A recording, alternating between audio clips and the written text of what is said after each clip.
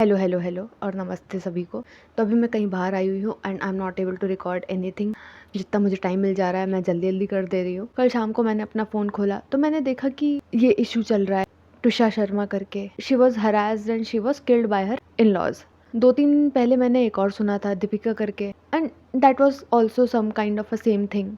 और मैंने अभी खोला तो मैंने अभी भी देखा कि ये चला ही जा रहा है। रात को खोला तो रात को भी वही सेम चीज़ थी, सुबह खोला तो अभी भी वही चल रहा है। And the surprising part for me पता है क्या है? मेरे लिए सरप्राइजिंग पार्ट ये नहीं है कि किसी की डेथ डाउरी की वजह से हो गई है, दहेज की वजह से कोई किसी की जान चली गई है, या किसी के इन लॉज ने किसी बहू को मार दिया या इतना मेंटली हैरास कर दिया कि उसने खुद ही अपनी जान ले ली उस बहू ने। मेरे लिए सरप्राइजिंग पार्ट ये है कि इतना लंबा क्यों चल रहा है, ये केस इतना लंबा क्यों खिंच रहा है। अभी 1-2 दिन बहुत ज़्यादा आउटरेज हो रहा है, 4-5 दिन बाद ऐसा होगा कि सब भूल जाएंगे, 1-2 महीने बाद ऐसा होगा कि कोई याद तक नहीं रखेगा कौन तुषा शर्मा, कौन दीपिका, कौन क्या। इससे ज़्यादा हिनियस क्राइम्स हो चुके हैं and I am quite sure कि बहुत सारे लोग को नहीं याद होंगे। द मोस्ट इम्पॉर्टेंट थिंग कि शादी वहीं पे अच्छी है जहाँ पे यू आर रिस्पेक्टेड। और यहाँ पे मैं बैठ के शादी बैशिंग नहीं करूँगी, क्योंकि मैंने बहुत अच्छी शादियाँ भी देखी हैं अपनी लाइफ में, बहुत बुरी शादियाँ भी देखी हैं। And it does not depend कि ये लव मैरिज है कि अरेंज मैरिज है कि क्या है। शादी एक शादी ही है।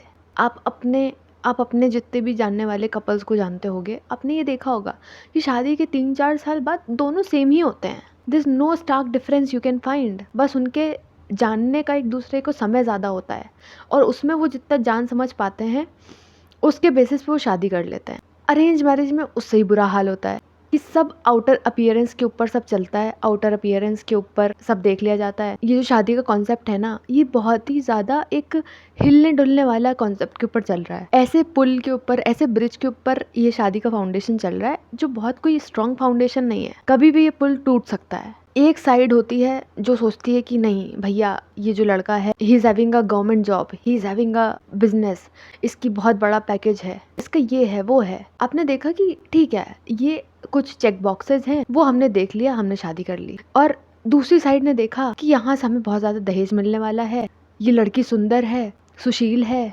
कामकाजी है, संस्कारी है, घरेलू है। आपको लड़की चाहिए, आपको मेड चाहिए है या काम वाली बाई चाहिए, क्या चाहिए? And the blame is on कि भाई आज की लड़कियां तो ऐसी होती हैं, आज की लड़कियां वैसी होती हैं। आप भी अगर अपनी बेटी को बड़ा करोगे, वो भी आज के टाइम की ही लड़की होगी ना। ऐसा तो होगा नहीं कि आप 2026 में अपनी बेटी को पैदा करोगे और 1960 के हिसाब से आप उसे पालोगे। 2026 के हिसाब से ही तो पालोगे, फ्यूचर के हिसाब से ही तो पालोगे, पढ़ाओगे, लिखाओगे और उसकी अपनी कॉन्शियस होगी, वो जो भी होगी। इट्स ऑल टुगेदर एक अलग ही वो टॉपिक है। बट ये जो शादी वाला टॉपिक है ना, कि जहाँ पे आप ऊपरी अपीयरेंस को देख लेते हो, आप ऊपरी जितने भी चीज़ें हैं आप उन सबको देख करके शादी कर लेते हो। And these are the things done by both the sides. लड़की वाले अपने हिसाब से चीज़ें देखते हैं, लड़के वाले अपने हिसाब से चीज़ें देखते हैं। जो जिस डील में उन लोगों को लगता है कि फ़ायदा है, वो डील वो क्रैक कर लेते हैं, उस डील के हिसाब से वो शादी हो जाती है। एक तरीके से बिजनेस डील होती है ये। उससे ज़्यादा मैं इसको कुछ नहीं बोल पाऊंगी। लड़की लड़का एक दूसरे को जानते ही नहीं होते हैं, सिर्फ एक दूसरे का पैकेज पता होता है कि इसका 80 लाख का पैकेज है, इसका 50 लाख का पैकेज है एंड दिस दैट। कौन हमें कितना सामान देने वाला है, कौन हमें कितना अच्छे से गिफ्ट देने वाला है। गिफ्ट जब शादी का फाउंडेशन ये है तो how is that marriage going to survive? Zero compatibility, zero emotional maturity, zero emotions involved. कुछ पता ही नहीं है। लड़के का लाइफस्टाइल क्या है लड़की को नहीं पता, लड़की का लाइफस्टाइल क्या है लड़के को नहीं पता। जब एक दूसरे को चीज़ें ही नहीं पता है एक दूसरे के बारे में और आपने उनको एक कमरे में ला करके बंद कर दिया है, छोड़ दिया है कि रहो एक दूसरे के साथ में, नए नए नॉवेल्टी के चक्कर में हो सकता है कि 1-2 महीने 4 महीने सर्वाइव कर ले वो लोग, छोटी मोटी लड़ाइयों के बाद में सर्वाइव कर ले वो लोग, पर क्या ये लॉन्ग टर्म चलेगा? और ये जो फाउंडेशन है शादी का, मैरिज का, आई हैव सीन कि लोग, जो लड़की लड़का है, उनसे ज़्यादा इंटरेस्टेड उनके माँ बाप होते हैं, उनसे ज़्यादा इंटरेस्टेड उनके रिश्तेदार होते हैं, उनसे ज़्यादा इंटरेस्टेड उनकी कॉलोनी वाले होते हैं, मोहल्ले वाले होते हैं। 2 लोगों का ये बिजनेस डील है और उसमें उन 2 लोगों को छोड़ करके सब लोग इंटरेस्टेड हैं, एक्स्ट्रा इंटरेस्टेड रहते हैं। शादी करो, शादी करो, शादी करो, शादी करो। लड़का अगर 30 साल 35 साल का है, शादी करो। लड़कियों के लिए ये एज और भी कम हो जाती है, 20 साल, 22 साल, 21 साल, जैसे ही ग्रेजुएट हुए शादी करो। शादी ऐसा लगता है कि कोई वो बन गया है कि भैया करनी ही है तुमको, उसके बगैर तुम्हारा चलन भलन पोषण नहीं हो पाएगा। और यही लोग होते हैं जो आपको पूछते तक नहीं शादी के बाद में, और यही लोग होते हैं जो बहुत ज़्यादा एक्स्ट्रा इंटरेस्टेड रहते हैं आपके शादी के खाने में, आपकी शादी की तैयारियों में, आप दहेज कितना दे रहे हो, आप कितना वहाँ पे सोना चढ़ गया, कितना उनको सामान आ गया, इन सब में जितना इंटरेस्टेड रहते हैं ना, शादी के बाद में ये लोग कोई नहीं दिखता है। हाल चाल पूछने तक नहीं आते हैं ये लोग कि कैसी हो बेटा, अगर कोई दिक्कत है तो बता दो, तुम दोनों को कोई दिक्कत है तो बता दो, कुछ दिक्कत है तो बता दो, हम हैं हमेशा तुम्हारे साथ में, हम हैं तुम्हारे साथ में। ये तो माँ बाप तक नहीं बोल पाते हैं। अब कोई कपल है जो आपस में एक दूसरे में लव मैरिज करना चाहता है, उसमें से एक लड़की है जिसने अपने घर में लड़ाई कर ली कि भाई मैं इसी से शादी करना चाहती हूँ, और माँ बाप मान गए। अब माँ बाप ने एक शर्त रख दी कि भैया अब चाहे जो भी हो जाए, now you can not come back to us, तुम वापस नहीं आना, वहीं पे मरना, वहीं पे जीना, तुम्हें जो करना है वही करना। यही तक प्यार था, जो करना है शादी के बाद करना, एडजस्ट करो, ये करो, सहन कर लो थोड़ा सा। और फिर वो लड़की चाहे मर जाए, जी जाए, उसकी हड्डी टूट जाए, उसका दिमाग खराब हो जाए, वो पागल घोषित कर दी जाए, और पागल घोषित किया जाएगा। अगर आप गलती से मर गए तो आपको पागल घोषित किया जाएगा कि पागल थी वो, तो कपड़े ढंग से नहीं पहनती थी, खाना नहीं बनाती थी, बच्चा नहीं करना चाहती थी, उसका चाल चलन ठीक नहीं था। आपके मरने के बाद भी people will always be there to blame you, and it is not just कि मैं किसी सिर्फ ये लड़कियों के लिए बोल रही हूँ, आप में से बहुत सारे लोग होंगे जो किसी के भाई होंगे, and you know the reality. Please don't say कि भाई ऐसा कुछ नहीं होता है, आपको भी रियलिटी पता है। आपको बचपन से यही सिखाया जाता है कि जो तुम्हारी बहन है वो तुम्हारी जिम्मेदारी है, उसकी शादी कराना तुम्हारी जिम्मेदारी है। अगर आप 5 साल के भी होगे तब भी आपको ये बोला जाएगा कि आप अपनी 15 साल की बहन की रखवाली करना जाके। This is what conditioning is called. आपको ही पता होगा कि अगर आपकी बहन ससुराल में गई है और उसके साथ में टॉर्चर हो रहा है, उसको मेंटली परेशान किया जा रहा है, तो उसमें गलती किसकी है? क्या आपकी बहन की गलती है या उसके ससुराल वालों की गलती है कि आपकी बहन के जो ससुराल वाले हैं वो उससे दहेज मांग रहे हैं? हमेशा it is not the target on you, she could be your sister as well. वो आपकी बहन हो सकती है, आपकी बेटी भी हो सकती है, जिसके साथ में ये हो सकता है। तो हमेशा टारगेट पे आप नहीं हो। जो भी लोग अपनी आवाज़ उठाते हैं वो इसलिए नहीं उठाते हैं, ये एक तरीके का आपको भी तो जागरूक करने का ही तरीका है। या आपके अगेंस्ट में बोलने का कोई भी किसी को शौक नहीं है। आपकी बहन के साथ भी हो सकता है, आपकी बेटी के साथ भी हो सकता है, किसी आपके जानने वाली के साथ भी हो सकता है। जस्ट इमेजिन, त्रिशा शर्मा, दीपिका और भी बहुत सारे जितने भी ऐसे केसेस आए हैं, उनमें से आपकी कोई बहन होती है। आप मान लो कि त्रिशा शर्मा आपकी बहन थी, नहीं है, आपकी कोई बहन ना भी हो तब भी आप मान लो कि त्रिशा शर्मा आपकी बहन थी, तब भी क्या आपका आर्ग्यूमेंट वही सेम रहेगा कि नहीं उसके ससुराल वाले बहुत अच्छे थे, उसका पति बहुत अच्छा था, जो गलती थी मेरी बहन की थी? सबका अपना तरीका होता है जिंदगी जीने का। आप किसी के ऊपर कंट्रोल नहीं कर सकते कि कौन किस तरीके से जिएगा। जिंदगी एक बार मिलती है, तो वो लड़कियां भी अपने हिसाब से जीती हैं, लड़के भी अपने हिसाब से जीते हैं, सब लोग अपने हिसाब से जीते हैं, और दैट इज़ देयर राइट। और जब आप दहेज देख करके शादी कर रहे हो कि भाई मुझे इतना दहेज मिल रहा है, मेरे पापा जो हैं वो इतना सारा दहेज दे रहे हैं, लड़के बोलेंगे मुझे इतना सारा दहेज मिल रहा है, और जो लड़के के घर वाले होंगे वो इतना ग्लोरीफाई करेंगे, हमारे घर में तो ट्रक भर भर के सामान आता था लड़कियों के यहाँ से, बहुओं के यहाँ से। And these are the same things which are glorified by women also। जो औरतें होती हैं, जो लड़कियां होती हैं, वो खुद बोलती हैं कि भाई मुझे तो दहेज दो। वो अपने घर वालों के ऊपर प्रेशर बनाती हैं कि मुझे दहेज दो, मुझे ये सामान ला के दो, मुझे वो सामान ला के दो, मुझे XYZ चीज़ें ला के दो। लव मैरिज होने के बाद भी ये सब चीज़ें बोलती हैं लड़कियाँ कि मुझे ये सब सामान चाहिए, वरना मुझे ससुराल में कोई पूछेगा नहीं। उनका ये तर्क होता है। और दूसरी बात, आपने किससे शादी करी है?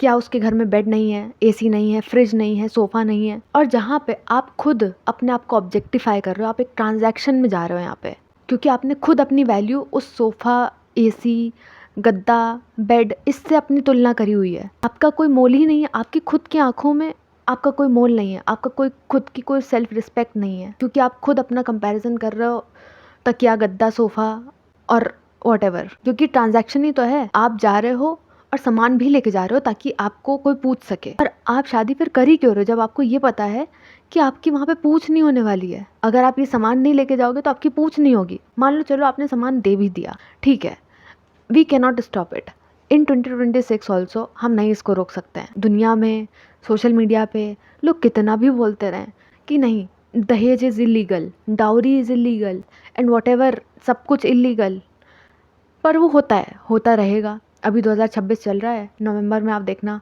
वैसे ही फिर से रीलें कटेंगी कि भाई इतना सामान दे दिया, उतना सामान दे दिया। आप किसी शादी में जाओगे तो वहाँ पे दहेज का पूरा एग्जीबिशन लगा होता है।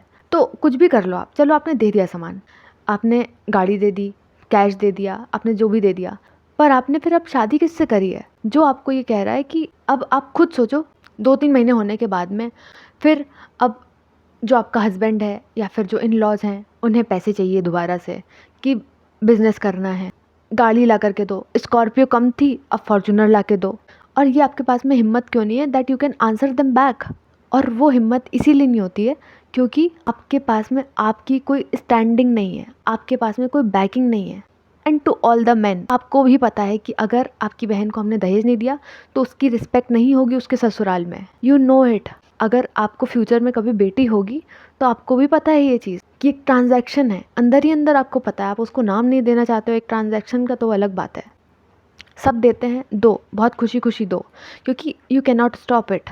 आई know we are in that society कि आप कुछ नहीं रोक सकते इसमें से, बट आप डिमांड्स तो रोक सकते हो, जो अनगिनत अनबाउंडेड डिमांड हो सकती है वो तो रोक सकते हो ना एटलीस्ट। और वो डिमांड आप क्यों नहीं रोक पाते हो? आपके जो इन लॉज हैं वो बोल रहे हैं कि हमें पैसे ला के दो, हमें गाड़ी ला के दो, हमें ये ला के दो, वो ला के दो। आपको पहली बात तो उनकी मेंटालिटी का इस चीज़ से अंदाज़ा हो जाना चाहिए कि उनकी डिमांड्स रुक नहीं रही हैं। कि अगर आपके इन लॉज बोल रहे हैं कि तुम्हारे पापा को आकर के नाक रगड़ के माफ़ी मांगनी पड़ेगी, तो you are ready to do that. आप रेडी हो ये करने के लिए। कैसे? Because you are never made to have your self respect. आपने अपनी बहन को कभी कहा ही नहीं कि भाई तुम अपना कुछ करियर बनाओ, तुम अपना घर बनाओ। अगर तुम्हारे जो इन लॉज हैं, अगर तुम्हारे ससुराल वाले अगर तुम्हें कभी परेशान करें तो कम से कम तुम उस घर में जा सको। To all the women I am saying that. और मैं बहुत बार देखती हूँ कि जो लड़कियाँ होती हैं वो बहुत ज़्यादा ग्लोरीफाई करती हैं, मुझे वहाँ से ये मिल गया, मुझे वहाँ से इतना सारा सामान मिल गया, मेकअप का सामान मिल गया, सूट मिल गया, साड़ी मिल गई, है ना, डाइसन मिल गया, ये LV का बैग मिल गया। बहुत ज़्यादा ग्लोरीफाई करते, बहुत ज़्यादा खुशी खुशी एक्साइटमेंट के साथ में ये बताते हैं। उससे ज़्यादा एक्साइटमेंट आपके पास में ये होना चाहिए कि आपके पास में क्या है, आपके अकाउंट में कितना बैलेंस है, आपका क्या करियर है। सबके लिए सबसे ज़्यादा ज़रूरी चीज़ ये होनी चाहिए आपका करियर, क्योंकि the only thing which is going to take care of you is your career. आपका काम हर चीज़ से बचा सकता है आपको। और आपका काम आपको कैसे बचा सकता है? क्योंकि अगर कभी भी हम रॉक बॉटम हिट करते हैं, कभी भी ऐसा टाइम आता है, कभी बुरा समय आता है, तो सबसे ज़्यादा ज़रूरी चीज़ क्या होती है हमारे लिए? खाना, सर्वाइवल, एक छत जिसमें हम रह सकें, रोटी कपड़ा मकान। बेसिक सर्वाइवल नीड आज भी यही है।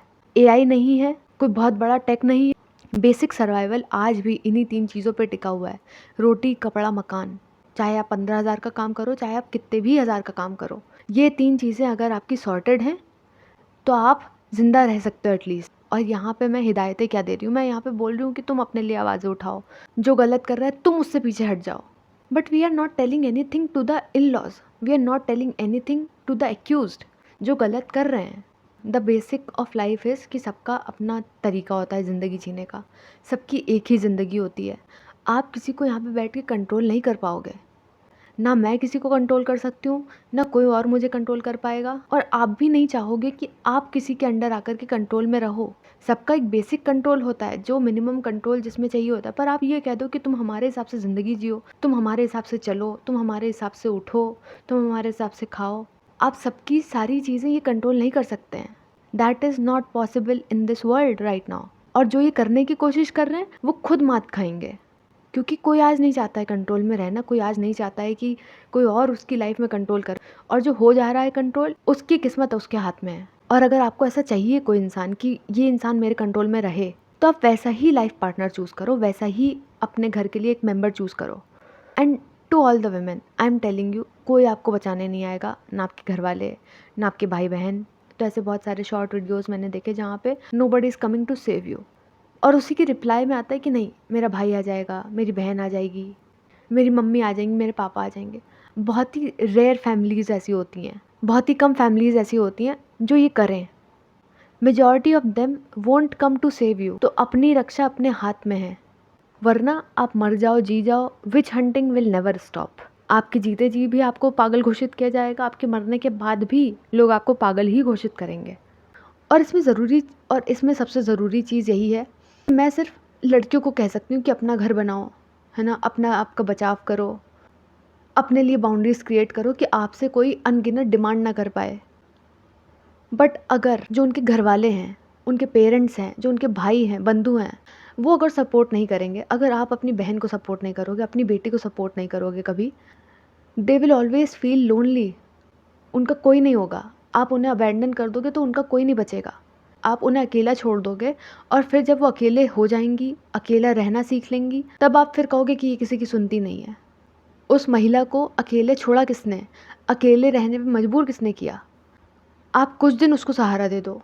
और अगर आप अपनी बहन को, बेटी को कभी सहारा दे दोगे, कभी सामने वाले की किसी दूसरे घर से किसी की हिम्मत नहीं होगी कि आपकी बेटी को परेशान कर पाए या आपकी बहन को परेशान कर पाए। क्राइसिस के टाइम पे अगर घर वाले साथ छोड़ते हैं तो दुनिया सबसे पहले काटने को आती है। And that is what happened with most of the women out there.